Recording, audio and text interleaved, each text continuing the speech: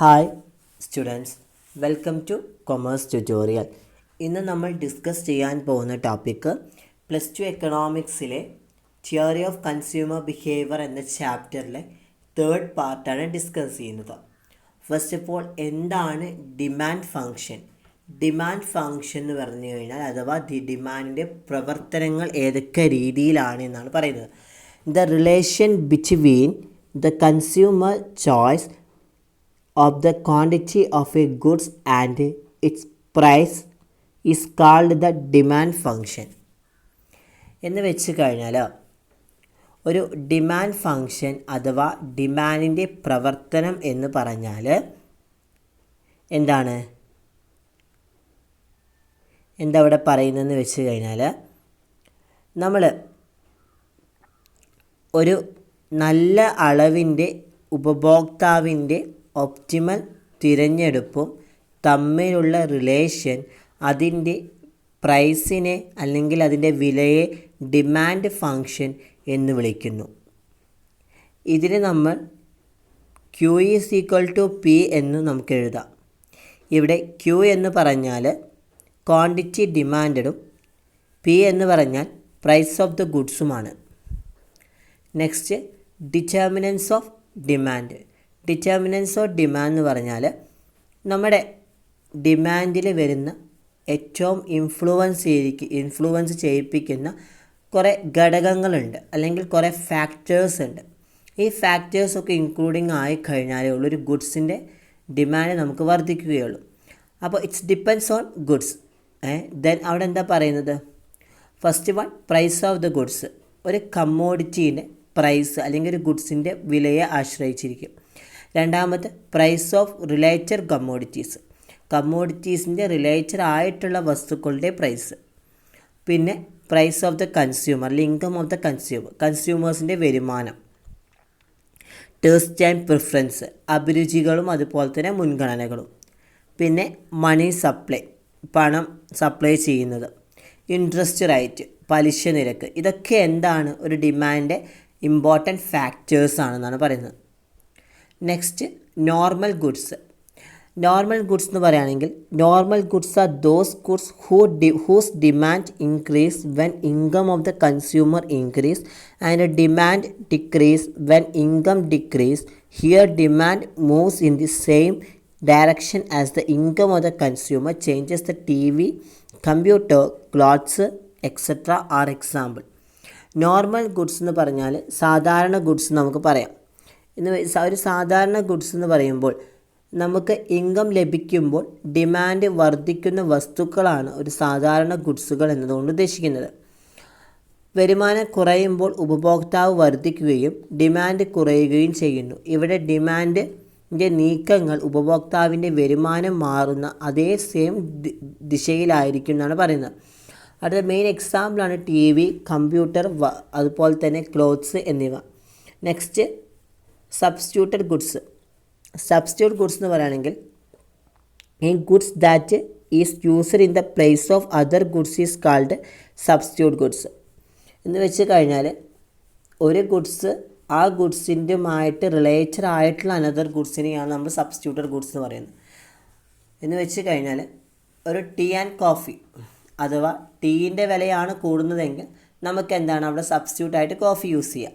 ഇനി അഥവാ കോഫിയുടെ വിലയാണ് കൂടുന്നതെങ്കിൽ നമുക്ക് അവിടെ സബ്സ്റ്റിറ്റ്യൂട്ടായിട്ട് ടീ യൂസ് ചെയ്യാം. അപ്പോൾ അത്രയും ഗുഡ്സുകളെ നമ്മൾ എന്താണ് സബ്സ്റ്റിറ്റ്യൂട്ട് ഗുഡ്സ് എന്ന് പറയുന്നു. Next, inferior goods. These are some goods the demands for which move in the opposite direction of the income of the consumer. Such goods are called inferior goods. Inferior goods എന്ന് പറയുകയാണെങ്കിൽ കൺസ്യൂമറിൻ്റെ വരുമാനം അനുസരിച്ചിട്ട് ചില ഗുഡ്സിൻ്റെ ആവശ്യങ്ങൾ വിപരീത ദിശയിലേക്ക് നീങ്ങുന്നു. അത്തരം ഗുഡ്സുകൾ നിലവാരമില്ലാത്ത ഗുഡ്സുകൾ അല്ലെങ്കിൽ ഇൻഫീരിയർ ഗുഡ്സ് എന്ന് വിളിക്കുന്നു. അവിടെ എന്താണ്? വരുമാനമായിട്ട് കൺസ്യൂമറിൻ്റെ അളവ് വർദ്ധിക്കുന്നു അല്ലെങ്കിൽ ഇൻക്രീസ് ചെയ്യുന്നു. അങ്ങനെ ഇൻക്രീസ് ചെയ്യുമ്പോൾ നിലവാരമില്ലാത്ത വസ്തുക്കളുടെ ആവശ്യങ്ങൾ കുറയുകയും ചെയ്യുന്നു. ഇനി ഇൻകം കുറയുന്നതിനനുസരിച്ച് നിലവാരമില്ലാത്ത നല്ല ഉയർച്ചയ്ക്കുള്ള ആ ഒരു സാധ്യതയും അവിടെ കാണുന്നുണ്ട്. Next complementary goods. Goods which are consumed together are called complementary goods. Tea and sugar, അതുപോലെ തന്നെ shoe and socks, pen and ink, car and petrol are example. Complementary goods എന്ന് പറയുകയാണെങ്കിൽ കോംപ്ലിമെൻ്ററി ഗുഡ്സ് നമ്മൾ പൂരക വസ്തുക്കൾ എന്ന് പറയാം. എന്ന് വെച്ച് കഴിഞ്ഞാൽ ഒരുമിച്ച് ഉപയോഗിക്കുന്ന സാധനങ്ങളെയാണ് നമ്മൾ കോംപ്ലിമെൻ്ററി ഗുഡ്സ് എന്ന് പറയുന്നത്. ഉദാഹരണത്തിന് ചായയും പഞ്ചസാരയും, അതുപോലെ തന്നെ ഷൂസ്, ഷോക്സ്, പിന്നെ നമ്മുടെ എന്താ പറയുക പെട്രോളും കാറും പെട്രോളും, ഇതൊക്കെ എന്താണ് ഒരുമിച്ച് യൂസ് ചെയ്യുന്ന സാധനങ്ങളാണ്. ഇപ്പോൾ ഒന്നുണ്ടെങ്കിൽ മാത്രമേ മറ്റേത് നമുക്ക് യൂസ് ചെയ്യാൻ പറ്റുന്നുള്ള അങ്ങനത്തെ ടൈപ്പ് ഓഫ് ഗുഡ്സാണ് നമ്മൾ കോംപ്ലിമെൻ്ററി ഗുഡ്സ് എന്ന് പറയുന്നത്. നെക്സ്റ്റ് ടോപ്പിക്കാണ് shift in the demand curve. The amount of a goods that the consumer choose depends on many factors. Changes in quantity demanded caused by changes in the price is referred to as momental along with the demand curve. Variations in quantity demanded caused by changes in factors other than its price is referred to as shift in demand. Shift in the demand എന്ന് പറയുകയാണെങ്കിൽ ഉപഭോക്താവ് തിരഞ്ഞെടുക്കുന്ന അല്ലെങ്കിൽ choose ചെയ്യുന്ന ഒരു quantity അത് പല ഘടകങ്ങളെയും നമ്മൾ എന്താണ് ആശ്രയിച്ചിരിക്കുന്നു എന്നാണ് പറയുന്നത്. ഇപ്പോൾ ഒരു വിലയിലുണ്ടാകുന്ന മാറ്റങ്ങളാൽ അല്ലെങ്കിൽ ഏതെങ്കിലും ഗുഡ്സിൻ്റെ വിലയിൽ അല്ലെങ്കിൽ പ്രൈസിലുണ്ടാകുന്ന ചേഞ്ചസിന് ആവശ്യപ്പെടുന്ന ക്വാണ്ടിറ്റി എന്താണ്, ചലനാത്മകമാണ് എന്നാണ് പറയുന്നത്. ഇപ്പോൾ ഡിമാൻഡ് കർവ് ഒഴികെയുള്ള ഘടകങ്ങളിലെ മാറ്റങ്ങൾ കാരണം ആവശ്യപ്പെടുന്ന ക്വാണ്ടിറ്റീൻ്റെ വ്യതിയാനങ്ങൾ അതിൻ്റെ പ്രൈസ് ഡിമാൻഡ് ഷിഫ്റ്റുകളെ എന്ന് വിളിക്കുന്നു എന്നാണ് പറയുന്നത്. അതിൻ്റെ പ്രൈസിന് നമ്മളെന്താണ് ഡിമാൻഡ് ഷിഫ്റ്റുകൾ എന്നാണ് പറയുന്നത്. എന്ന് വെച്ച് കഴിഞ്ഞാൽ ആവശ്യപ്പെടുന്ന ക്വാണ്ടിറ്റിയിലുണ്ടാവുന്ന വ്യതിയാനങ്ങൾ അതിൻ്റെ വിലയെ നമ്മളെന്താണ് ഡിമാൻഡ് ഷിഫ്റ്റുകൾ എന്ന് വിളിക്കുന്നു. Next movement along the demand curve. When price of a commodity falls, the consumers purchase more, and when price of a commodity rises, the demand decreases. The increase in quantity demanded due to the decline in its price is called expansion of demand. In the diagram, the movement from point A to C is expansion of demand. Movement from A to B is called contraction of demand. Movement along the demand curve എന്ന് പറഞ്ഞാൽ ഒരു സാധനത്തിൻ്റെ വില കുറയുമ്പോൾ ഉപഭോക്താവ് കൂടുതൽ സാധനം വാങ്ങുന്നു. അങ്ങനെ ഡിമാൻഡ് കർവിനെ താഴോട്ട് നീങ്ങുകയും ചെയ്യുന്നു. ഇതിനെ നമ്മൾ ഡിമാൻഡിൻ്റെ വികാസം എന്ന് പറയുകയും ചെയ്യുന്നു. അതുപോലെ ഒരു ഗുഡ്സിൻ്റെ വില കൂടുമ്പോൾ കൺസ്യൂമർ കുറച്ച് വാങ്ങുകയും ചെയ്യുന്നു. എന്ന് വെച്ചാൽ ഒരു ഗുഡ്സിൻ്റെ വില കൂടുമ്പോൾ ഉപഭോക്താവ് കുറച്ച് വാങ്ങുന്നു. അപ്പോൾ ഡിമാൻഡ് കർവിൻ്റെ മുകൾ ഭാഗത്തേക്ക് നീങ്ങുന്നതിന് ഡിമാൻഡ് സങ്കോചം അല്ലെങ്കിൽ ഡിമാൻഡ് കോൺട്രാക്ഷൻ എന്ന് പറയുന്നു. ഇവിടെ എന്താണ് പറയുന്നത്? ഡിമാൻഡ് എക്സ്പാൻഷൻ അഥവാ ഡിമാൻഡിൻ്റെ വികാസം അല്ലെങ്കിൽ ഡിമാൻഡ് കോൺട്രാക്ഷൻ എന്ന് വെച്ച് കഴിഞ്ഞാൽ ഒരു സാധനത്തിൻ്റെ വില കുറയുമ്പോൾ ഉപഭോക്താവ് കൂടുതൽ സാധനം വാങ്ങുന്നു. അങ്ങനെ ഡിമാൻഡ് കർവിൻ്റെ താഴോട്ട് നീങ്ങുന്നു. ഇതിനെ നമ്മൾ ഡിമാൻഡ് എക്സ്പാൻഷൻ ഓഫ് ഡിമാൻഡ് എന്നും അതുപോലെ ഒരു സാധനത്തിൻ്റെ വില കൂടുമ്പോൾ ഉപഭോക്താവ് കുറച്ച് വാങ്ങുന്നു. അപ്പോൾ ഡിമാൻഡ് കർവിൻ്റെ മുകൾ ഭാഗത്തേക്ക് നീങ്ങുന്നതിനെ ഡിമാൻഡിൻ്റെ കോൺട്രാക്ഷൻ അഥവാ കോൺട്രാക്ഷൻ ഓഫ് ഡിമാൻഡ് എന്ന് പറയുന്നു. Next shift in demand. Shift in demand എന്ന് പറഞ്ഞാൽ change in other factors influencing demand other than price leads to the changes in demand curve. This is known as shift in demand. Shift in demand എന്ന് പറയുകയാണെങ്കിൽ demand മാറ്റത്തിൽ വരുന്നതെന്ന് പറയുകയാണെങ്കിൽ വില ഒഴിച്ചുള്ള മറ്റ് ഘടകങ്ങൾ മാറുമ്പോൾ ഡിമാൻഡ് മാറുന്നതിനെയാണ് ഡിമാൻഡ് കർവും അല്ലെങ്കിൽ ഡിമാൻഡ് കർവിൻ്റെ ചേഞ്ചസ് എന്ന് പറയുന്നത്, അല്ലെങ്കിൽ ഷിഫ്റ്റ് ഇൻ ഡിമാൻഡ് എന്ന് പറയുന്നത്.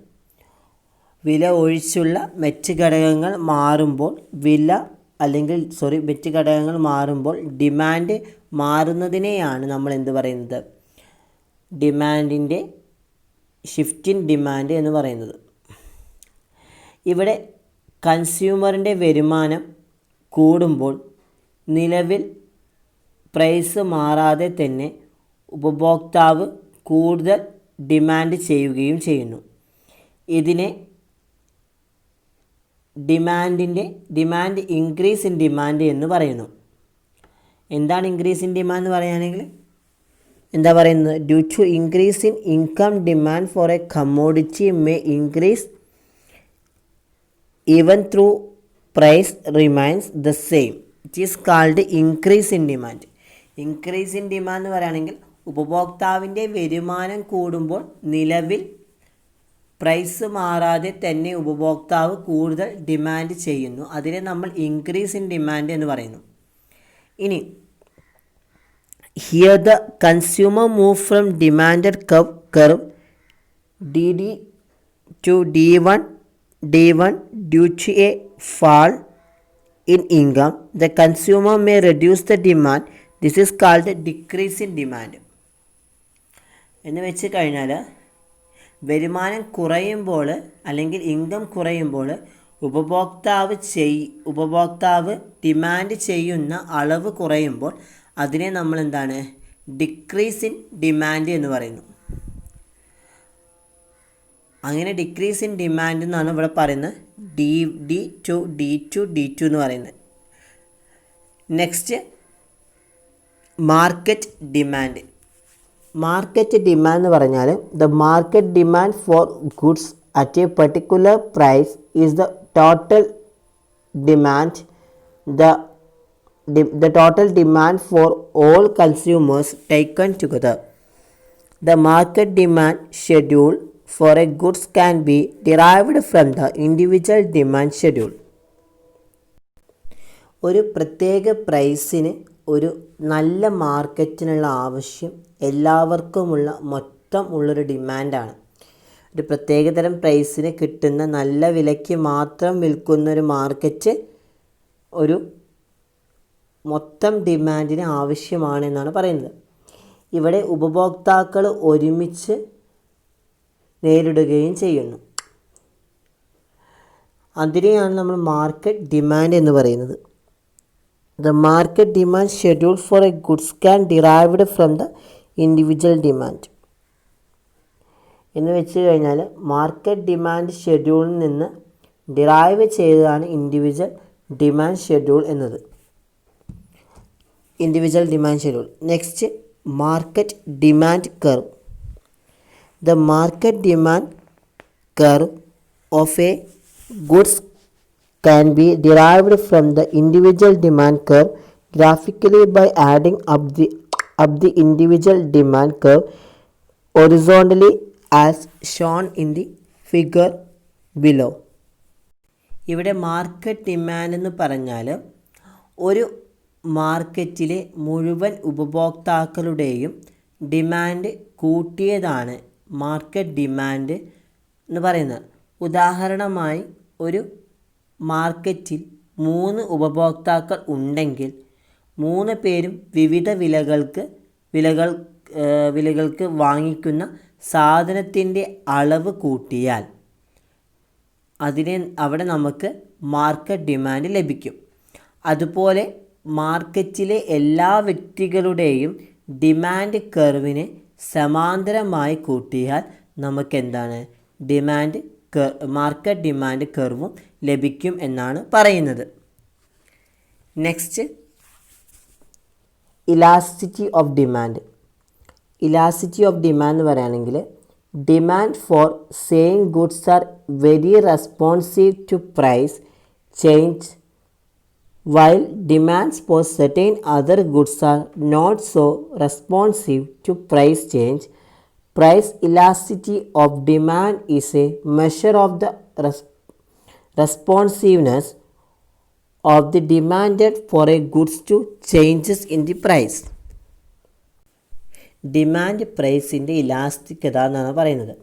എന്ന് വെച്ച് കഴിഞ്ഞാൽ പ്രൈസിലെ മാറ്റത്തെ തുടർന്ന് ഡിമാൻഡ് എന്ത് മാറ്റം ഉണ്ടാക്കുന്നുവെന്ന് നിർണ്ണയിക്കുന്ന ഒരു പദമാണ് ഇലാസ്റ്റിറ്റി എന്ന് പറയുന്നത്. ഒരു ഗുഡ്സിൻ്റെ വിലയിലെ മാറ്റം മൂലം ആ സാധനത്തിൻ്റെ ഡിമാൻഡിൻ്റെ അളവിലുണ്ടാകുന്ന മാറ്റത്തെ സൂചിപ്പിക്കുന്നതാണ് elasticity of demand. Elasticity of demand എന്ന് പറയുകയാണെങ്കിൽ ഒരു സാധനത്തിൻ്റെ മാറ്റം മൂലം മറ്റ് സാധനത്തിൻ്റെ ഡിമാൻഡിൻ്റെ അളവിലുണ്ടാകുന്ന മാറ്റത്തെ സൂചിപ്പിക്കുന്നതാണ് ഇലാസ്തികത അല്ലെങ്കിൽ ഇലാസ്റ്റിറ്റി ഓഫ് ഡിമാൻഡ് എന്ന് പറയുന്നത്. ഇവിടെ ഡിമാൻഡിൻ്റെ ഇലാസ്തികത എങ്ങനെയാണ് കണക്കാക്കുന്നതെന്ന് ചോദിച്ചു കഴിഞ്ഞാൽ price elasticity of demand equal to percentage change in demand divided by percentage change in price എന്ന് വെച്ച് കഴിഞ്ഞാൽ ഡിമാൻഡിൻ്റെ ശതമാനവും പ്രൈസിൻ്റെ ശതമാനവും അതാണ് ഉദ്ദേശിക്കുന്നത്. ഈ നെക്സ്റ്റ് ഈ പി ഈസ് ഈക്വൽ ടു ആണെന്താ പറയുന്നത് delta P divided by delta Q divided by delta P into P divided by Q. Delta Q എന്ന് പറഞ്ഞു കഴിഞ്ഞാൽ change in quantity, delta P എന്ന് പറഞ്ഞാൽ ചേഞ്ച് ഇൻ പ്രൈസ്, പി എന്ന് പറഞ്ഞാൽ original price, Q is equal to original quantity. അപ്പോൾ ഇതാണ് elasticity of demand എന്ന് പറഞ്ഞാൽ. ഇനി നമുക്കിതിൽ പറയാനുള്ളത് ഡിഗ്രി ഓഫ് ഇലാസ്റ്റിറ്റി ഓഫ് ഡിമാൻഡും അതുപോലെ തന്നെ different types of elasticity of ഡിമാൻഡും അത് നമ്മൾ അടുത്ത ക്ലാസ്സിൽ ഡിസ്കസ് ചെയ്യുന്നതായിരിക്കും. അപ്പോൾ എല്ലാവർക്കും ഇന്നെടുത്ത പോർഷൻ മനസ്സിലായിരിക്കുന്നു എന്ന് വിചാരിക്കുന്നു. എന്തെങ്കിലും ഡൗട്ട്സ് ഉണ്ടെങ്കിൽ നിങ്ങൾ കമൻറ്റ് ബോക്സിൽ ഇടേണ്ടതാണ്. അപ്പോൾ എല്ലാവരും വീഡിയോ ഇഷ്ടപ്പെട്ടെങ്കിൽ ലൈക്ക് ചെയ്യുക, ഷെയർ ചെയ്യുക, സബ്സ്ക്രൈബ് ചെയ്യുക. Thank you my dear students.